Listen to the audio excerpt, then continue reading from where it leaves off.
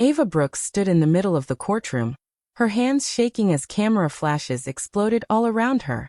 Reporters whispered, pens moving fast, eyes hungry for her tears. She was only 28, but her face already looked older, tired, broken, afraid. Across the room, her mother sat stiff and cold, refusing to look at her. Her younger sister, Chloe, sat behind their mother, her face expressionless, eyes fixed on the floor. The prosecutor's voice cut through the silence. "She set the fire for the insurance money," he said loudly. The words echoed like thunder in Ava's chest. Ava turned to her lawyer, whispering, "Why would my own family think I'd do this?" Her lawyer's voice was low, soft. "We can appeal," he said. But even he didn't sound sure. In her mind, Ava saw flashes of her old life. Laughter around the dinner table, her father teasing her about her serious face, Chloe showing off new clothes, her mother pouring wine and talking about parties. Then the memories burned away, replaced by smoke, heat, and screaming. The fire. The night everything changed. The judge's gavel hit the desk hard. "Guilty," he said. The word rang in her ears. Guilty. Ava's knees weakened. Her breath caught. Reporters shouted questions, their cameras flashing again and again. She couldn't hear anything clearly anymore, just a dull roar inside her head. From her seat, Chloe watched her sister crumble. Her lips stayed still, but her hand trembled slightly. She quickly clenched her fist to stop the shaking. No one noticed, but guilt flickered behind her eyes, hidden under layers of perfect makeup and calm expression. Ava's mother finally stood up and walked out of the courtroom, her face hard and cold. Chloe followed her, leaving Ava alone as the guards led her away. For a moment, Ava looked back at the empty seats where her family had been. A single tear rolled down her cheek. She whispered, "I didn't do it," but no one was listening. The cameras followed her as she was taken away in handcuffs. Outside, reporters shouted her name, asking if she had anything to say. Ava kept her head down. She thought of her father, the one person who had always believed in her, and how the world now thought she killed him. In the silence that followed, her voice echoed in her mind. "You think the truth sets you free, until it burns you alive." Ava Brooks had always been the kind of person who carried everyone's problems on her shoulders. Since she was a child, her parents had called her the responsible one. She was the daughter who never missed a deadline, who always came home early, who looked after her younger sister, Chloe. She had studied architecture, working hard to build a life she could be proud of. But when her father, Martin Brooks, fell seriously ill, Ava made a choice that changed everything.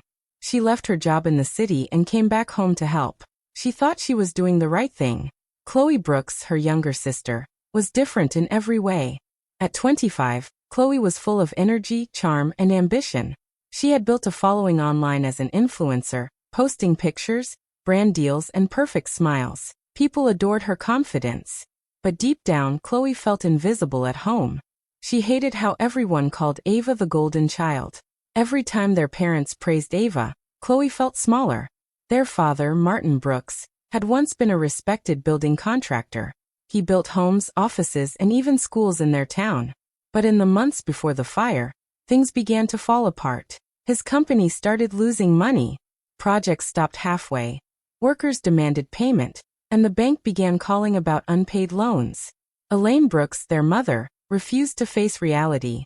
She cared about appearances more than anything else. To her, reputation was everything. Even when bills piled up, she still hosted dinner parties, smiled for photos, and acted like nothing was wrong. Ava tried to help. She took over her father's paperwork, made phone calls, tried to keep things in order. But the tension in the house grew worse every day. One night, during dinner, Martin slammed his fork down. "I worked my whole life for this," he said. "And now it's all gone." Elaine snapped back. "If you had listened to me, we wouldn't be in this mess." Chloe rolled her eyes, pushing her chair back. "I'm not sitting through another one of your fights," she said before storming out. Ava tried to calm them down, but no one listened. She was always the one trying to fix everything, and always the one everyone blamed when things went wrong. Around that same time, the family's house insurance was increased. Martin had signed the new policy just weeks before the fire. No one thought much of it then. After the fire destroyed their home and took Martin's life, everything fell apart completely. The police investigation found signs that the fire had started in the living room, near the electrical box. But someone also said they saw Ava near that spot earlier that night. When the insurance money became a topic, suspicion turned toward her. Her own mother didn't defend her. Elaine said quietly to the police, "I don't know what to believe anymore." That single sentence shattered Ava's heart. Now months later, Ava lived like a ghost. Her name was everywhere: newspapers, TV, social media. The architect who burned her own home. The daughter who killed her father. She was out on bail, waiting for sentencing, but the damage was already done. Her job was gone. Friends avoided her. Even her old neighbors crossed the street when they saw her coming. Every night, she dreamed of fire, the smell of smoke, the sound of her father's voice calling for help. She woke up gasping, drenched in sweat. Meanwhile, Chloe's life was changing in a different way. The internet loved her story, the brave sister of the accused. Brands began reaching out again. Her followers grew by thousands. She started doing interviews, crying on camera about how hard it was to lose her dad and her sister at the same time. People praised her for being strong. Their mother encouraged it. Elaine told her, "You're helping our name survive. You're all we have left now." No one called Ava. No one visited her. Elaine even refused to answer when reporters asked about Ava. "We don't speak about her anymore," she said. Ava saw the clips online. Her own family rebuilding their reputation without her, pretending she didn't exist. One evening, she sat alone in her small rented apartment, looking at an old photo. The four of them smiling in front of their house, long before everything went wrong. She touched her father's face in the picture and whispered, "I only wanted to help, Dad." Her voice broke. Why did they all stop believing in me? Outside, the city lights flickered through her window, tiny sparks of life that reminded her of fire. Some nights, she wanted to run away and never look back, but something deep inside told her she couldn't leave, not until the truth was known. Somewhere inside her, a quiet voice whispered that the story wasn't over yet, that it had been almost a year since the fire, and Ava Brooks had learned to live with silence, the kind that feels heavy and endless. But one afternoon, her phone buzzed with a message that made her heart stop. Chloe Brooks to tell her side of the story, live interview this weekend. Ava read the headline again and again. A documentary producer had contacted Chloe to do an exclusive show called The Truth About the Fire. The teaser said Chloe would finally reveal what really happened that night. Ava's hands began to shake. She didn't know whether to feel hope or fear. Later that evening, she met Chloe outside a cafe, away from cameras. It was the first time they had spoken in months. Chloe arrived wearing sunglasses, her hair perfect, but her eyes looked tired. Ava's voice was soft but desperate. "Chloe, please. You know I didn't do it. You were there. Tell them about the wiring. The fuse box Dad said was dangerous." Chloe hesitated, her lips trembling slightly. I don't remember, Ava. Everything happened so fast." Ava's voice broke. "You do remember." Chloe looked away, her jaw tight. "I can't help you," she said quickly, standing up to leave. "I just want this whole thing to be over." Ava watched her walk away, feeling like her last bit of hope was leaving too. That night, someone else was thinking about the fire. Eli, Ava's ex-boyfriend. He had always believed she was innocent, even after everyone turned against her. Eli used to help Chloe film her online vlogs, and one evening, while going through old memory cards, he found something strange, a deleted clip. The video showed Chloe filming a night routine vlog in the living room, candles burning beside the curtains, soft music playing in the background. She laughed, showing off her outfit, then set her phone down and walked away.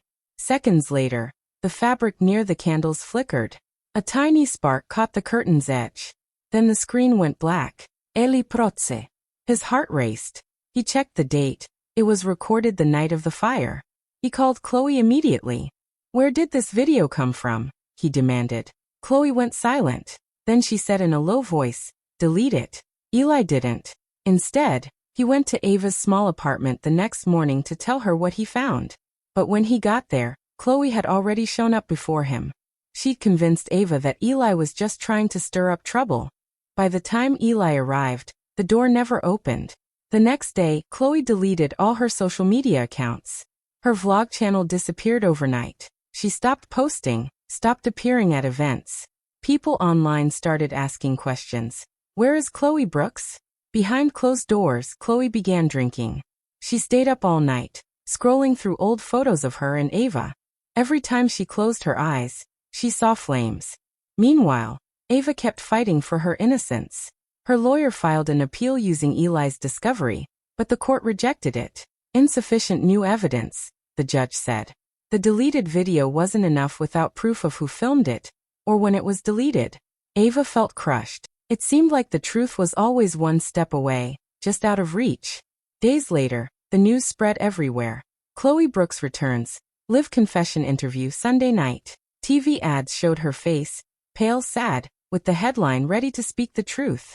Ava sat alone that evening, the TV light flickering across her face. Her heart pounded as the program began. She didn't know if Chloe would finally save her, or destroy her completely. The reporter smiled at the camera. Tonight, we have Chloe Brooks, sister of convicted arsonist Ava Brooks. She's here to share her truth. Ava's fingers tightened around the remote. Her lips moved silently. Please, Chloe, just tell them. The camera cut to Chloe sitting under bright studio lights. Her eyes were red, her hands trembling in her lap. Ava held her breath, waiting for the words that would decide her life. Once again, Chloe Brooks had everything she thought she wanted: fame, attention, and a growing number of followers. Her face was on magazine covers, her interviews went viral, and brands kept calling. But every flash of a camera made her heart beat faster, not with pride, but with guilt. Every time someone said, "You're so strong after what happened," Chloe felt sick inside. She wanted to scream the truth, but fear kept her quiet. At night, when the house was dark, she heard her father's voice in her head. She saw the fire again, the flames, the heat, the smell of smoke. And every morning, she woke up sweating, her heart pounding like she was still trapped inside that burning room. Flashback. The night of the fire. It had been a terrible night. The house was full of tension. Ava and their parents were arguing in the kitchen about the insurance policy, about money, about everything that had gone wrong. Chloe had come home late from a party. She didn't want to hear another fight. When she walked in, her mother snapped at her. "Do you even care what this family is going through?" Chloe shouted back. "I'm not the one ruining everything." Ava tried to calm her down. "Chloe, please, not tonight." But Chloe was angry. She stormed into the living room, knocked over a table, and in her frustration, her arm hit one of the lit candles that she had used earlier for her video shoot. It fell against the curtain. At first, she didn't notice. She was too busy crying and pacing. But then she smelled smoke. When she turned around, the curtain was already burning. She froze. For a moment, she wanted to call for help, but fear took over. She ran out of the house, tears streaming down her face, too scared to look back. Minutes later, the flames spread through the living room. The fire alarms blared. Her father never made it out. Chloe had never told anyone the truth. Not her mother. Not Ava. Not even herself. She just buried it deep inside and tried to move on. But the guilt never stopped burning. Present day. Ava stood at her father's grave, the sky gray and heavy. She placed fresh flowers and knelt down. Her voice was quiet but full of pain. "They need a villain, Dad," she said softly. "And I look good in ashes." She stayed there for a long time, just staring at his name on the stone. Tears fell, but she wiped them away before they hit the ground. She had stopped expecting justice. Everyone had already decided she was guilty. Meanwhile, Chloe's life on camera continued. Her PR team prepared her for the upcoming interview. They sat her down in a bright studio room filled with lights. "Remember," one of them said, "this is your moment to shine. If you cry on camera, people will feel sorry for you. It's good for your image." Chloe nodded weakly, but inside, her chest felt tight. Later, her mother came into her dressing room. "Don't say anything stupid, Chloe," Elaine warned. "We've finally moved past all that. Don't ruin it." Chloe looked at her mother's reflection in the mirror. "Past it," she repeated softly. "Dad's dead. Ava's destroyed. And you think we're past it?" Elaine's face hardened. "You don't understand. The world doesn't forgive weakness." When her mother left, Chloe sat alone, staring at herself in the mirror. She barely recognized the woman looking back. Fake lashes, red lipstick, perfect curls. But behind it all, her eyes were full of fear. The guilt started eating her alive. She couldn't sleep.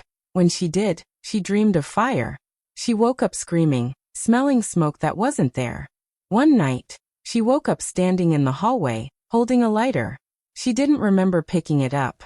Her hands shook as she dropped it and ran to the bathroom, splashing water on her face. "Stop it," she whispered to her reflection. "Just stop it." But the guilt only grew louder at the same time. Ava's lawyer found small mistakes in Chloe's old police statements. The times didn't match. Her story had small gaps. It wasn't much, but it was something that he filed for another hearing, hoping the court would reconsider. Ava sat in the courtroom once again, her heart pounding, praying that this time someone would listen. But when the judge spoke, his words hit her like stones. Request denied. Insufficient evidence. Ava felt empty.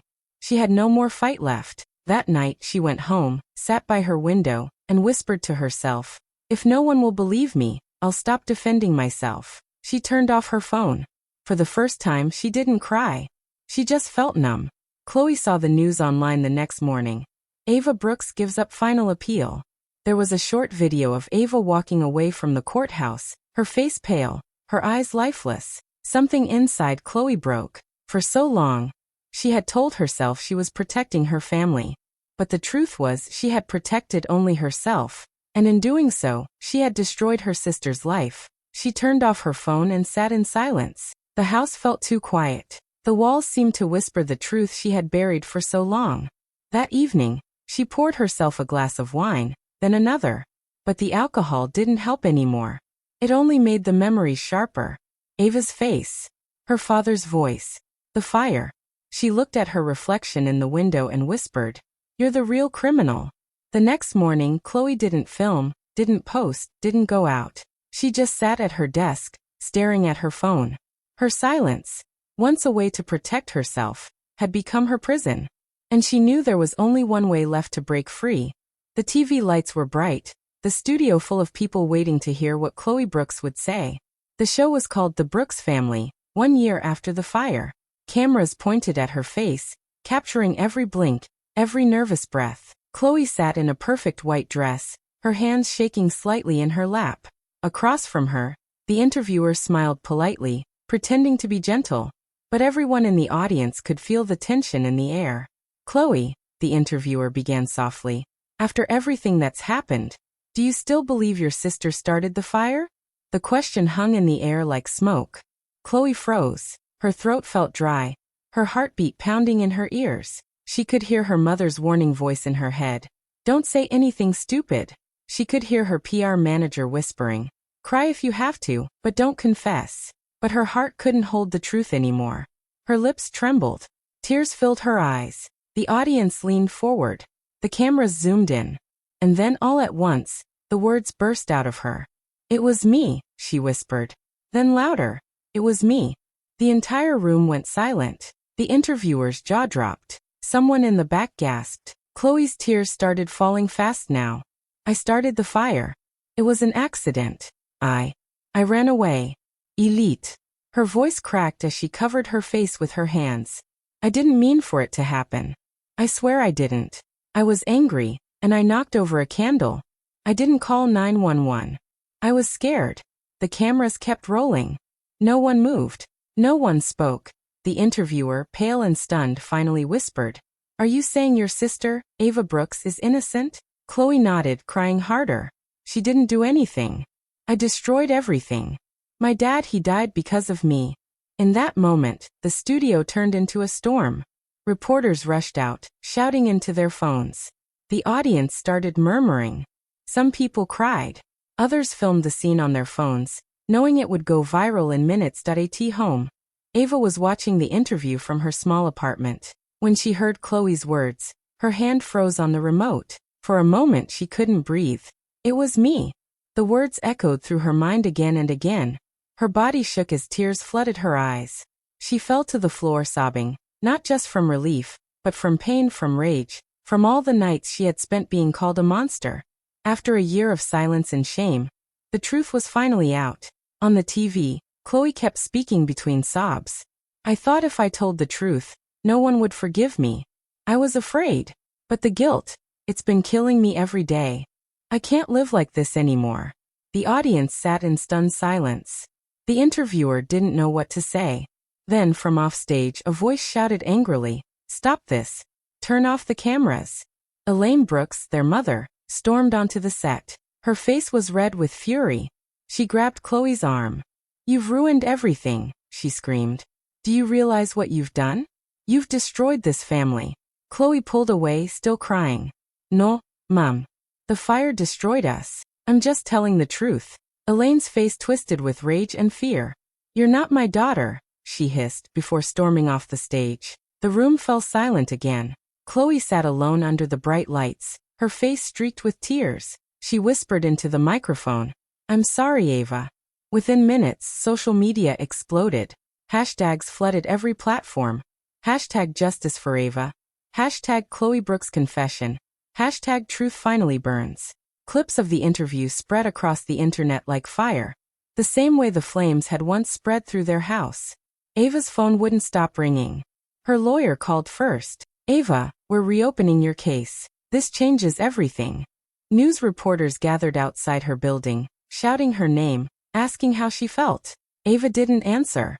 She sat by her window, looking out at the city lights, letting the truth sink in. Her whole life had been ruined by a lie. And now, even though she was free in the eyes of the world, part of her still felt trapped. Meanwhile, Chloe was taken into custody after the show. The police escorted her out of the studio through a side door as flashing lights from news cameras followed her. She didn't resist. She didn't even look up. At the station, she told the officers everything, every detail, every lie. "I wanted to tell the truth before it killed me," she said quietly. The confession made headlines everywhere. People who once hated Ava now praised her courage and strength. They called her the woman who forgave too soon. Ava watched the chaos unfold from afar. Her lawyer assured her she would be cleared of all charges. Still, she didn't smile. Her father was gone. Her mother hated her. And her sister, the one who should have stood by her, had destroyed her life before saving it. When reporters asked Chloe why she finally confessed, she said softly, "Because I saw my sister stop fighting. And I realized I'd stolen not just her freedom, but her soul." That night, as the world argued, judged, and reacted, Ava sat alone in her apartment. The city outside was loud, but she heard only silence. She whispered to herself. The truth finally came out, but it burned everything with it. The news spreads everywhere. Ava Brooks is free. The court officially clears her name, and she walks out into the sunlight for the first time in months without handcuffs. Cameras flash, but this time she doesn't look away. The world finally knows the truth. She did not start the fire. Still, her heart feels heavy. Her father is gone, and the pain of losing him can't be erased by any legal victory. The truth came too late to bring him back. Ava visits his grave one last time before leaving town. She kneels beside the headstone and whispers, "I'm free now, Dad. But I'd give anything to tell you that in person." Chloe stands at a distance, tears streaming down her face. She hasn't been sent to prison. The judge accepts Ava's emotional request for leniency. She's already burning inside, Ava had said in court. Her words had softened even the hardest hearts. Chloe is sentenced to therapy and community service, not jail. She begins working with local fire safety campaigns, quietly trying to fix what she broke. Their mother, Elaine, can't bear the shame. Her perfect social image is destroyed. Friends avoid her. Parties stop inviting her. And the name Brooks becomes a whisper of scandal. She sells the family house and moves away to start over, leaving both her daughters behind. Ava doesn't look back. She starts rebuilding her life, slowly and quietly. She opens a small design studio, using her architectural skills to help rebuild homes destroyed by fires. She names her company Phoenix Interiors, a symbol of rising from ashes, just like her own life. One day, a young reporter visits her studio. He asks softly, "Do you forgive her?" Ava looks out the window at the sunlight and thinks for a long moment before answering. "Forgiveness isn't about her," she finally says. "It's about me not burning anymore." That night, Ava walks through her workshop, touching blueprints and sketches on the wall. Her hands no longer shake. Her eyes no longer carry shame. She smiles faintly as she locks up and steps outside. The air feels clean. Across town, Chloe volunteers at a shelter for fire victims. When she helps rebuild damaged homes, People often don't recognize her. And that's okay. She doesn't want fame anymore. One evening, she finds a letter waiting for her. It's from Ava. The letter says simply, "We can't change what happened, but maybe we can build something new from the ashes." Tears fall down Chloe's cheeks as she folds the letter and holds it to her heart. And somewhere in that quiet night, two sisters, broken by tragedy and guilt, begin to heal. Ava finally feels peace. Not because the world cleared her name, but because she no longer needs its approval. The fire that once destroyed her now lights her path forward. She learned that sometimes the truth hurts before it heals, and forgiveness doesn't mean forgetting. It means setting yourself free. Months later, Ava drives back to where her family home once stood. The ground is flat now, rebuilt but still quiet. Only the wind moves through the half-finished walls. She carries a single white lily and places it gently where the front door used to be. For a moment, she closes her eyes and lets the breeze touch her face.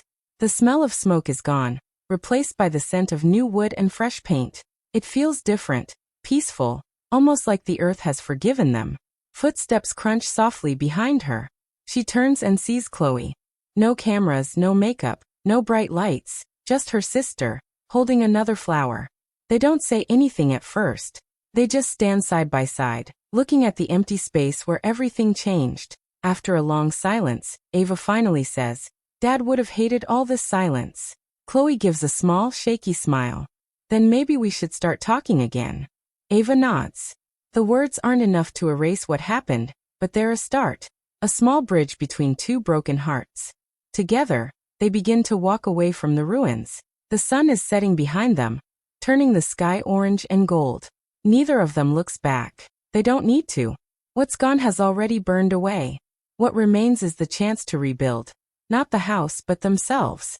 As they walk, Ava's voice plays softly in her mind, calm and certain now. Sometimes the only way to stop burning is to forgive the spark. And with that, the two sisters move forward. Not as victims, not as enemies, but as survivors of their own fire. Hey friends. Thanks a lot for watching all the way through. Don't forget to like, comment, and subscribe for more stories. See you next time. Bye.